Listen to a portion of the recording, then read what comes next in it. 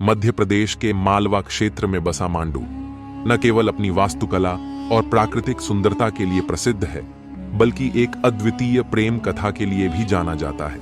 यह कहानी है रानी रूपमती और बाज बहादुर की, जिसमें प्रेम, संगीत, त्याग और साहस के तत्व गहराई से जुड़े हुए हैं। नर्मदा नदी के किनारे बसे एक छोटे से गांव में रूपमती रहती थी। वह साधारण जीवन जीती थी, लेकिन उसकी आवाज में जादू था।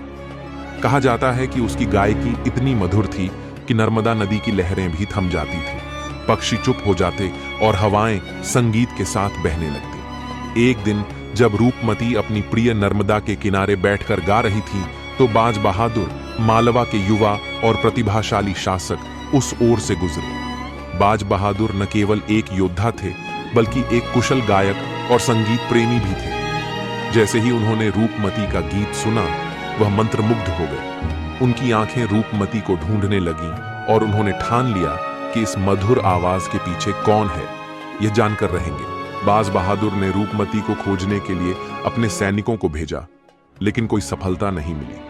अंततः उन्होंने खुद रूपमती से मिलने का निर्णय लिया। एक दिन नर्मदा के किनारे उन्होंने रूपमती को गाते हुए देखा। उसकी आवाज और सौंदर्य ने बाज बहादुर के दिल पर ऐसा असर डाला कि वह एक क्षण के लिए अपनी शाही पहचान तक भूल गए। रूपमती ने जब बाज बहादुर को देखा तो वह डर गई। उसे समझ नहीं आया कि एक राजा क्यों उससे मिलने आया है, लेकिन बाज बहादुर ने बड़े सम्मान से उसके पास जाकर कहा, तुम्हारी आवाज में ऐसा जादू है जो दिल को बांध लेता है। चाहता हूं कि तुम मेरी रानी बनो। शुरुआत में रूपमती झिझकी। वह एक साधारण लड़की थी और बाज बहादुर राजा। लेकिन बाज बहादुर के सच्चे प्रेम और उनकी संगीत के प्रति लगन ने रूपमती का दिल जीत लिया।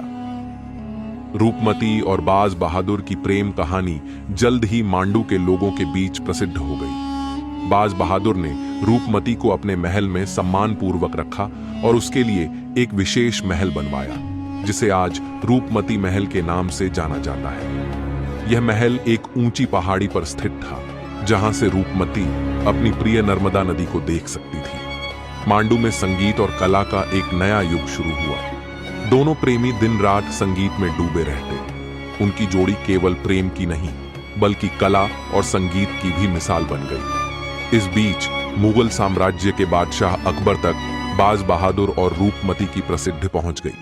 अकबर के सेनापति आदम खान ने मांडू पर कब्जा करने की योजना बनाई।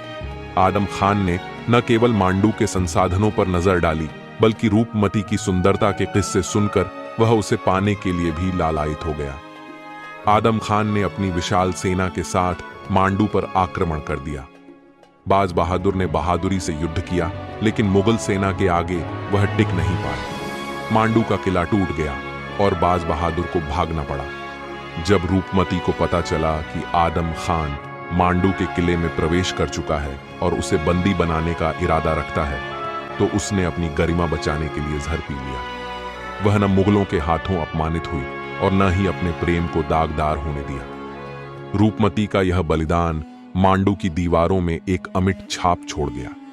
कहा जाता है कि आज भी मांडू के रूपमती महल में चांदनी रातों में उसकी आवाज गूंजती है। नर्मदा के पास बहती हवाएं रूपमती और बाज बहादुर की अधूरी प्रेम कहानी को बार बार सुनाती हैं। रानी रूपमती और बाज बहादुर की कहानी केवल प्रेम की नहीं है, यह त्याग, साहस और आत्मसम्मान की भी कहानी है। यह दर्शाती है कि सच्चा प्रेम समय और परिस्थितियों की सीमाओं से परे होता है। अमर प्रेम के इस प्रतीक को मांडू के खंडहर आज भी संजोए हुए हैं। उनका प्रेम आज भी गूंजता है, जैसे संगीत का कोई अमर राग। ऐसी ही और भी रोचक कहानियों के लिए वीडियो को लाइक और सब्सक्राइब करें, और हाँ, शेयर जरूर करना।